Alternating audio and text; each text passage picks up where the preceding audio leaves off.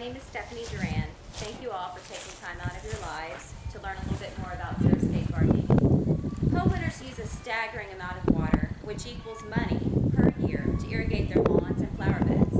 In our dry climate, creative gardening is one way we can save money and conserve water.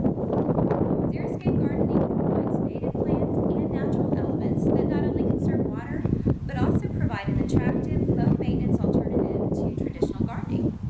With careful planning, anyone can design a garden made up of drought-tolerant, easy-care plants that will provide beauty and promote conservation for years to come. Xeriscape gardening is a good alternative to traditional gardening.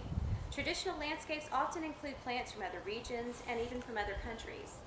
Now, those plants might need less or more water than your native plants. That's why it's important to make good plant choices. Now that you know a little bit more about xeriscape gardening, let's plant something. The first step is to design your flower bed. You're going to use natural elements such as stone, brick, or landscaping timbers. You also want to make sure that your soil is well prepared. That would include having a soil test. That would tell you whether you need to make any changes at all to the pH balance of your soil. But whether or not you need any changes, you still will always need organic material. That would include peat moss or compost, and you want to mix that in very, very well. Tilling is probably a good idea. The other thing you need to do is to make good plant selection. You want to make sure that the height of your plants is appropriate to the plants in front or behind. The other thing that is important is good color selection. You want to make sure that your plants complement each other and that they complement your home.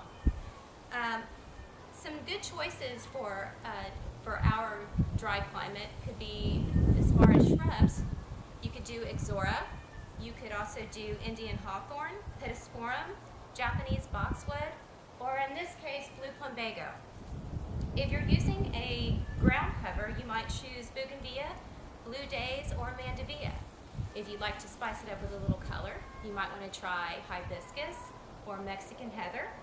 Even lantana is a good alternative. Trees, if you wanted to integrate trees into your landscape design, you might try crepe myrtle or Bradford pear, or you might try a mountain laurel. Xeriscape gardening is low maintenance, but not no maintenance. Weeds are inevitable, so you might try weed block. Even with weed block, you are going to need to check weekly. Pulling weeds is just a part of life in South Texas. You also might need to inspect daily for pests. As I was speaking today, I noticed that I have a caterpillar. Now, that can be a good thing or a bad thing, but I won't know that until I take the specimen to my local garden center. And that's another tip that I have for you. Make friends with your local garden center people. They know what to recommend. They also can help you make good choices when you're buying new plants.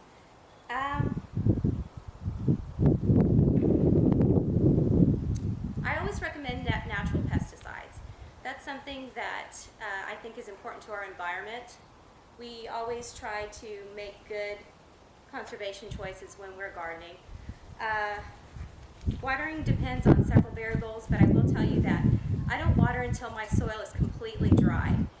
The variables that can affect your plants could be humidity, wind, drought, whether you have had rain. So do not water your new flower bed until it is completely dried out. In conclusion,